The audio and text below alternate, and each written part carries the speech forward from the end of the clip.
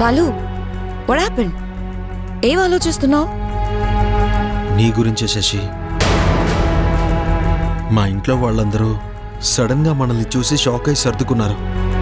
నేను హ్యాపీగానే రిసీవ్ చేసుకున్నారు. కానీ మా అమ్మే నీ మీద నా మీద కోపంగా ఉంది. అందుకే నువ్వు లోపల ఎంత ఫీల్ అవుతున్నావో అని నా బాధంతా. బాలు ప్లీజ్, అలాంటిదే మనసులో పెట్టుకోవద్దు. It's very common. ఇలాంటిది జరుగుతుందని నేను ముందే ఎక్స్పెక్ట్ చేశాను. అందుకే మెంటల్గా ప్రిపేర్ అయి ఉన్నాను. మీ అమ్మ మాత్రమే కాదు, ఎవరైనా సరే అనుకుని షాక్ తగిలినప్పుడు అలాగే రియాక్ట్ అవుతారు. అదేమీ నేను మనసులో పెట్టుకోను, ఫీల్ అవ్వను కూడా. Thank you Shashi.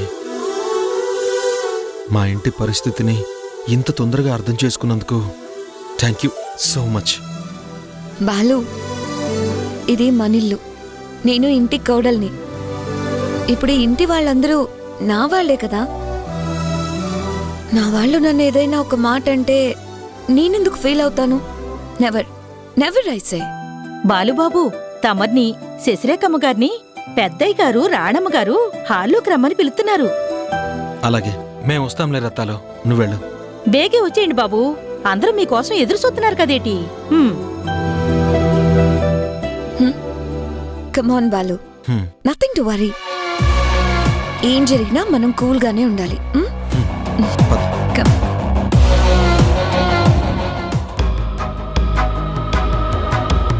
రారా, కూర్చోండి. ఏంటి తాతయ్య పిలిచారంట? మీరు ప్రేమించి పెళ్లి చేసుకున్నారని మేము మిమ్మల్ని తప్పు పట్టడం లేదురా.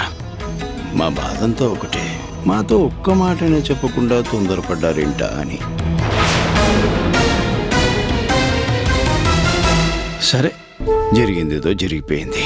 పిల్లలుగా మీరు తొందరపడ్డా, పెద్దవాళ్ళుగా మేము మిమ్మల్ని అర్థం చేసుకోగలం.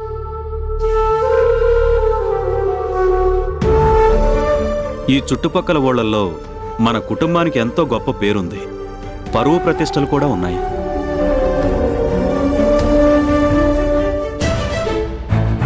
పలానా వాళ్ళ అబ్బాయి బాలు ఎవరో అమ్మాయిని ఇంట్లో వాళ్ళకు కూడా చెప్పకుండా పెళ్లి చేసుకున్నాడంట అని నలుగురు నాలుగు రకాలుగా మాట్లాడుకోకూడదు అంటే సాంప్రదాయం ప్రకారం మీ పెళ్లిని మేము అందరి ముందు ఒప్పుకోవాలిరా. అలా జరగాలంటే ముందు శశిరేఖ గురించి మాకు పూర్తి వివరాలు తెలియాలి. బాలు, విన్నావు కదా, చెప్పమను.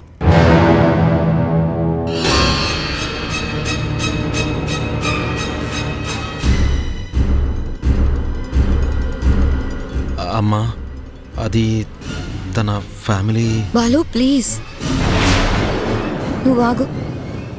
పెద్దవాళ్ళు అడిగినప్పుడు ఈ ఇంటి కోడలుగా నా గురించి చెప్పాల్సిన బాధ్యత నాదే కదా.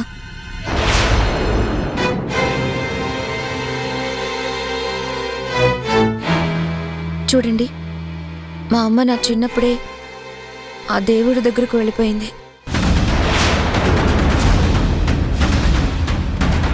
అప్పటి నుంచి మా డాడ్ నా కోసం ఇంకో పెళ్లి చేసుకోకుండా ఉండిపోయాడు. నన్ను ఎంతో ప్రేమతోనూ అఫెక్షన్తోనూ పెంచారు.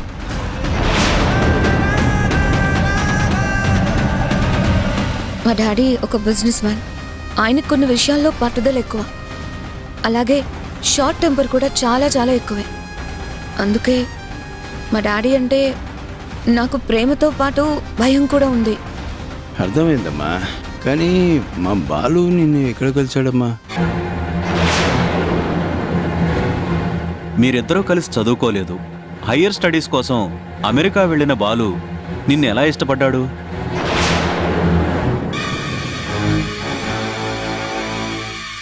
నేను అమెరికా వెళ్ళినప్పుడు అనుకోని పరిస్థితుల్లో మీ బాలుని కలిశాను. ఎందుకో తెలీదు, ఫస్ట్ పరిచయంలోనే బాలు ఎందుకో నాకు చాలా చాలా నచ్చేశాడు.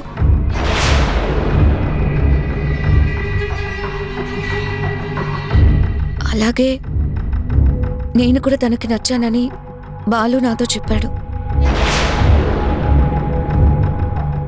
అలా మేమిద్దరం ఒకరి మీద ఒకరం ప్రేమని ఇష్టాన్ని పెంచుకున్నాం. మ్యూచువల్ అండర్స్టాండింగ్తో మ్యారేజ్ చేసుకోవాలనే నిర్ణయానికి కూడా వచ్చాం.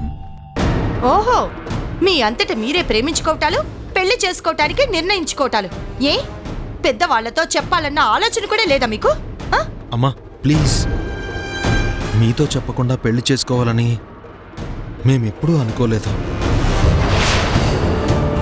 అవును, మేమిద్దరం ఒక అండర్స్టాండింగ్కి వచ్చాక అటు పెద్దవాళ్ళు ఇటు పెద్దవాళ్ళ పర్మిషన్ తీసుకున్నాకే మీ అందరి బ్లెస్సింగ్స్తోనే ప్రొసీడ్ అవ్వాలని అనుకున్నాము. బట్ మా డాడీ మెంటాలిటీ మీకు ముందే చెప్పాను కదా. ఒకవేళ బాలు మా డాడీకి నచ్చకపోయినా, నేను మీ అందరికి నచ్చకపోయినా మా పరిస్థితి ఏంటి అనే భయం మొదలైంది. నేను Balu we were in deep love. ఇలాంటి సిచ్యుయేషన్ ఎదురైనా ఒకరిని ఒకరు వదులుకోవడానికి సిద్ధంగా లేము. అందుకే ముందు పెళ్లి చేసుకుంటే ఆ తర్వాత ఇంట్లో వాళ్ళని ఎలాగైనా కన్విన్స్ చేయవచ్చనే నమ్మకంతోనే మీకెవరికీ చెప్పకుండా మేమిద్దరం గుళ్ళో పెళ్లి చేసుకున్నాం.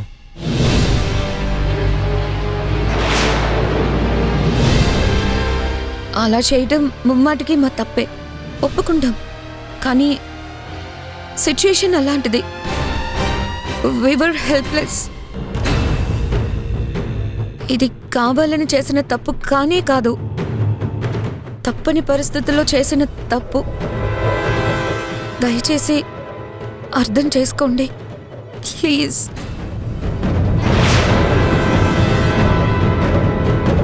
మీరు పెళ్లి చేసుకున్న విషయం ఇప్పటిదాకా మీ డాడీకి కూడా తెలీదు, అంతేనమ్మా? అవును తాతయ్య గారు, మా డాడీని ఎలా ఫేస్ చేయాలో నాకు అర్థం కాలేదు.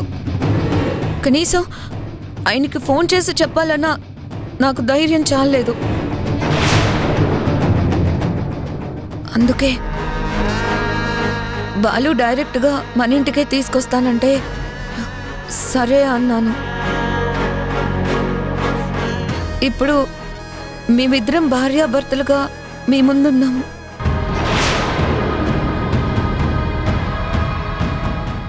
పెద్దవాళ్ళుగా మా ప్రేమని మన్నించి దీవిస్తారో, కాదని కోపంతో దండిస్తారో ఇక మీ ఇష్టం.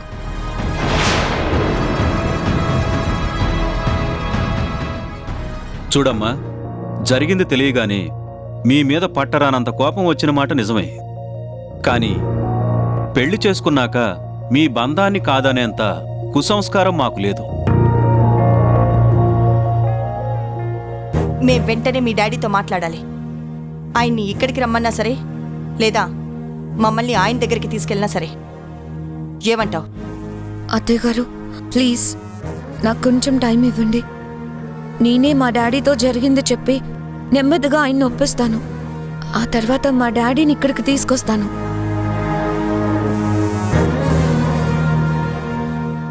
అవును, శశి చెప్పిందే కరెక్ట్. పరిస్థితులు కొంచెం చక్కబడ్డాకే వాళ్ళ డాడీ ఇక్కడికి రావడం మంచిదేమో అనిపిస్తోంది. సరేనమ్మా, వీలైనంత తొందరగా మీ డాడీని మన ఇంటికి తీసుకొస్తే మన రెండు కుటుంబాలకు మంచిది. అలాగే తాతయ్య.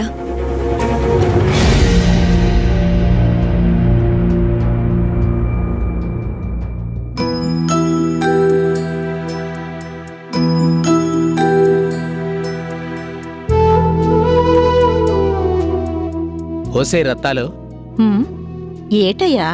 అదేనే కొత్త కోడలు శశిరేఖమ్మ గారు పెద్ద కోడలు సీతమ్మ గారిలాగే చాలా మంచి మనిషిలాగా ఉండదు కదూ.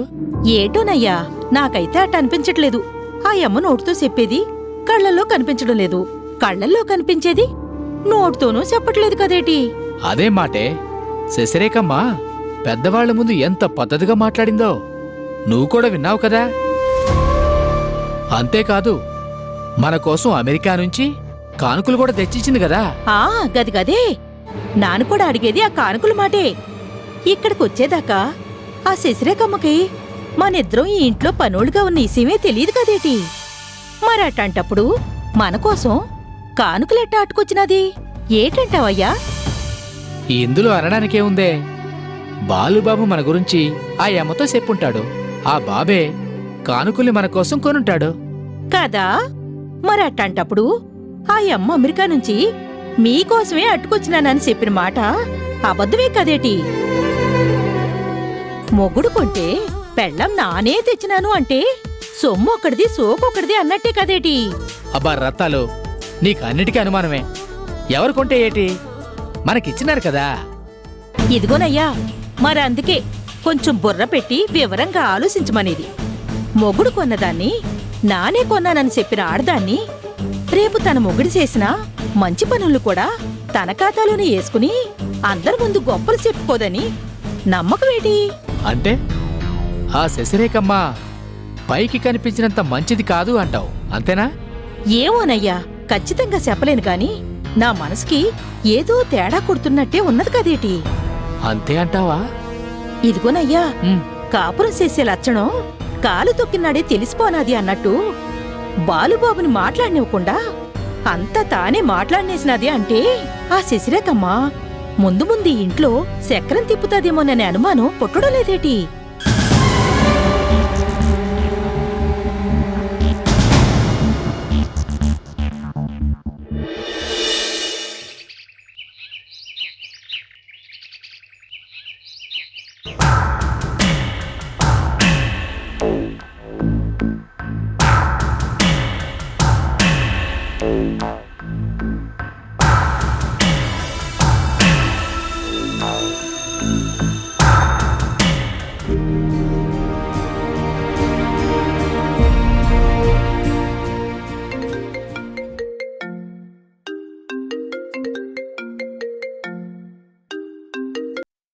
Hi dad.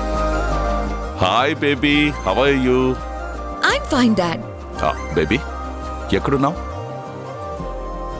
ఆ లొకేషన్ చూస్తుంటే అమెరికాలో లేదే, మన ఇండియాలాగే ఉంది. ఎస్ డాడ్, రైట్ నౌ నేను ఇండియాలోనే ఉన్నాను. వాట్ బేబీ, ఏమంటున్నావు నువ్వు? అమెరికా నుంచి ఎప్పుడొచ్చావు? నాతో ఒక్క మాటైనా చెప్పలేదు. Cool cool dad. ఒక ముఖ్యమైన పని మీద నేను ఇమీడియట్ గా ఇండియాకి రావాల్సి వచ్చింది. ఓ బేబీ, నువ్వెప్పుడు ఇంతే, ఊహించని షాకులు ఇస్తూనే ఉంటావు. Yes dad. ఇప్పుడు నేను ఇండియాకి ఎందుకు వచ్చానో తెలిస్తే నువ్వు డబుల్ ట్రిపుల్ షాక్ అవుతావు. వాట్ బేబీ, అంత ముఖ్యమైన పనేంటి? అసలు నువ్వు ఇప్పుడు ఎక్కడున్నావు? ఇప్పుడు నేను హైదరాబాద్ అవుట్స్కట్స్ లో ఉన్నాను డాడ్. వాట్, నువ్వు హైదరాబాద్లో ఉన్నావా? డాడ్, నువ్వేంటి? అది ముంబైలో మనిల్లు కాదే. రాయు బేబీ, నేను కూడా హైదరాబాద్లో మన ఇంట్లోనే ఉన్నాను. Wow, what a coincidence. అయితే డాడ్, మనం తప్పకుండా కలుసుకోవాలి. షూర్ షూర్ బేబీ, వెంటనే బయలుదేరి వచ్చేసాయి. No dad, not now. నేను రేపు వస్తాను. నీతో చాలా చాలా విషయాలు మాట్లాడాలి. Is it? Yes dad. అమెరికాలో ఉండాల్సిన ఈ శశి ఇండియాకి ఎందుకు వచ్చిందో తెలిస్తే నీకు షాక్ ని మాత్రమే కాదు, సర్ప్రైజ్ ని, సంతోషాన్ని కూడా ఇస్తుంది. బేబీ, మాటలతో ఊరిస్తావేంటి? అదేంటో చెప్పవా please please please. No dad, ఇలా ఫోన్లో కాదు, పర్సనల్ గా రేపే మన ఇంటికి వచ్చి A to Z అన్ని డీటెయిల్ గా చెప్తాను. ఓకే? ఓకే బేబీ, నీ కోసం నేను వెయిట్ చేస్తూ ఉంటాను. ఓకేనా? Okay dad, bye, see you. Bye తల్లి, టేక్ కేర్.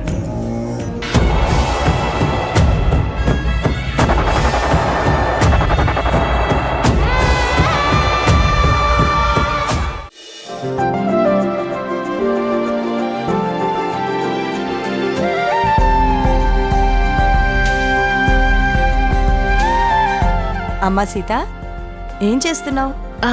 ఇవాళ అందరూ గుడికి వెళ్దామని చెప్పారు కదా అత్తమ్మా, అందుకే ఆ దేవుడికి ప్రసాదంగా చక్కెర పొంగలి తయారు చేస్తున్నాను. చాలా సంతోషం. సీత, నేను కూడా సాయం చేస్తాను. అయ్యో వద్దత్తమ్మా, నేను చేస్తాను కదా. ఏంటి సీత, పుణ్యమంతా నీకేనా? అందులో కొంచెం నాకు కూడా ఇవ్వచ్చు కదా. భలే వారే అత్తమ్మా, రండి.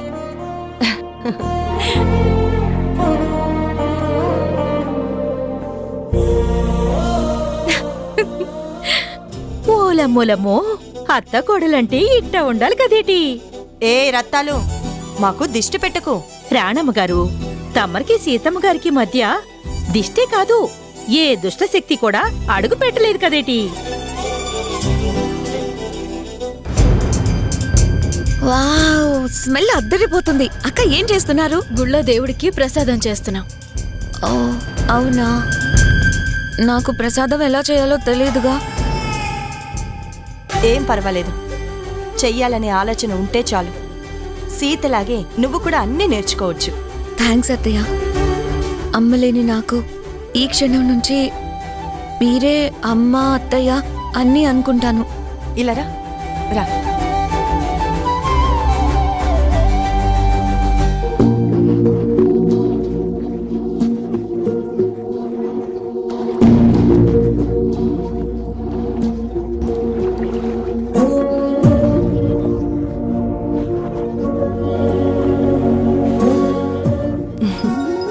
చూడండి, మీ ఇద్దరూ నా కోడళ్ళు. ఇక మీదట ఈ ఇంటి బాధ్యతలన్నీ చూసుకోవాల్సింది మీరే. ఓలమ్మోలమ్మో, మా శ్రీకాకుళంలో చిన్నప్పుడు ఎప్పుడు చూసినాను కదేటి అత్త కోడల సినిమాని. ఇప్పుడు మళ్ళీ నా కళ్ళ ముందే కలర్స్ లో చూస్తున్నట్టున్నది కదేటి. అత్త కోడలు ఎప్పుడు ఇలాగే ఉండాలి.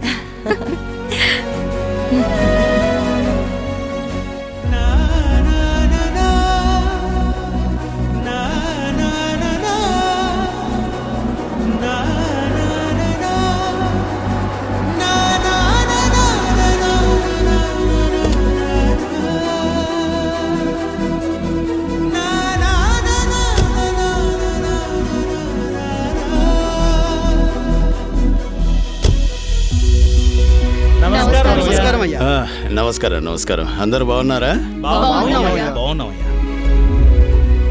అయ్యా సూర్యం గారు, మీ పట్టుదల వల్ల, మీ మనవడు శ్రీరామ్ చూపించిన చొరవ వల్ల మన ఊరికి ఉన్న రోడ్డు సమస్య తీరిపోయింది.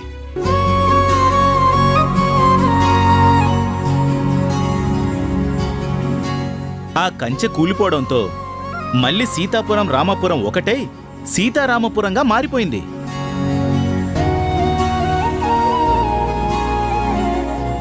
ఇప్పుడు మన సీతారాంపురంలో జనాలందరూ సంతోషంగా ఉన్నారు. అందుకు కారణం ఈ సీతారాముల పెళ్లి జరగడమే.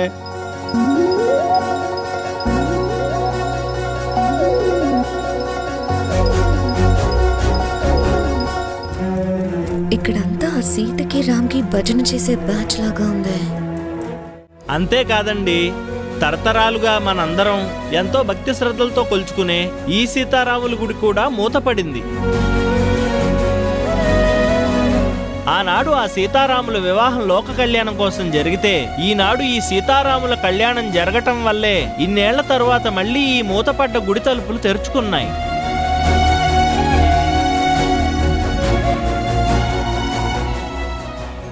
నిజమేనండి. కారణం లేనిదే ఏ కార్యం జరగదంటారు. ఆ భగవంతుడు వీళ్ళిద్దరిని ముడివేసింది మనకు మంచి జరగడం కోసమేనేమో. బాబు శ్రీరామ్, ఊరి జనాలు అందరి కోసం నడుం కట్టి నువ్వు చేసిన ఈ మంచి పనిని మన సీతారామపురం ఎన్నటికీ మర్చిపోదు బాబు. చూడండి, నేను మన ఊరి బాగు కోసం ప్రయత్నించాను అంతే. కానీ ఆ రోజు సీత మా పెళ్లికి ఒప్పుకోకపోయి ఉంటే ఇదంతా సాధ్యపడేదే కాదు.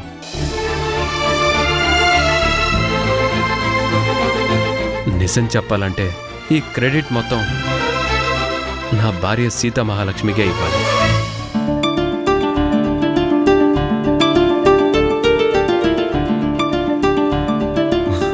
అది కరెక్ట్ మాట అంటే. అనయ్య, really your great. Wow, super గా చెప్పావు బ్రో.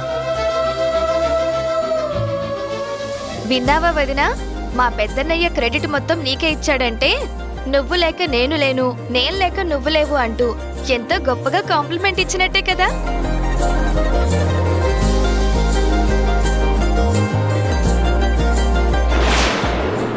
రామా, సీత, మిమ్మల్ని చూస్తుంటే నాకు చాలా సంతోషంగా ఉంది. మీ పెళ్లి మన కుటుంబానికి మాత్రమే కాదు, ఊరి జనాలందరికి కూడా సంతోషాన్ని కలిగించింది అంటే అంతకన్నా మనకి ఇంకేం కావాలి? కరెక్ట్గా చెప్పావు రాణి. వీళ్ళిద్దరూ మన పెద్ద కొడుకు పెద్ద కోడలని చెప్పుకోవడానికి నిజంగా మనం గర్వపడాలి.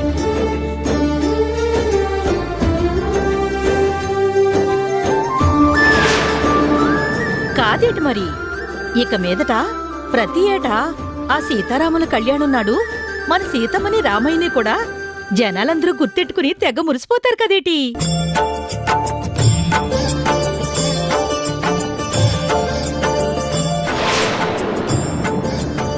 రాధాకృష్ణ గారు, చదువుకోవడానికి అమెరికాకి వెళ్ళిన మీ రెండో అబ్బాయి బాలు పెళ్లి చేసుకుని వచ్చాడని విన్నాం, నిజమేనా? నిజమేనండి. తనే మా రెండో కోడలు శశిరేఖ. నమస్కారం. నమస్కారం. నమస్తే అమ్మా. మీ రెండో కోడలు కూడా లక్షణంగా ఉంది. వీళ్ళిద్దరి జంట కూడా చాలా ముచ్చటగా అనిపిస్తుంది.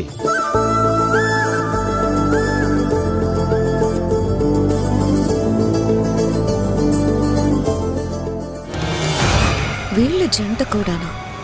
అంటే నా పొజిషన్ ఎప్పటికీ ఆ సీత తర్వాతేనా? చెప్తా.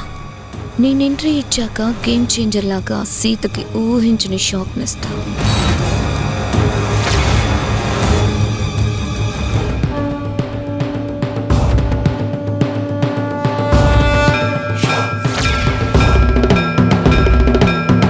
ఈ తొలిహారతి కొండెక్కేలోగా కళ్ళకి అద్దుకుంటేనే ఫలితం ఉంటుంది. సీత,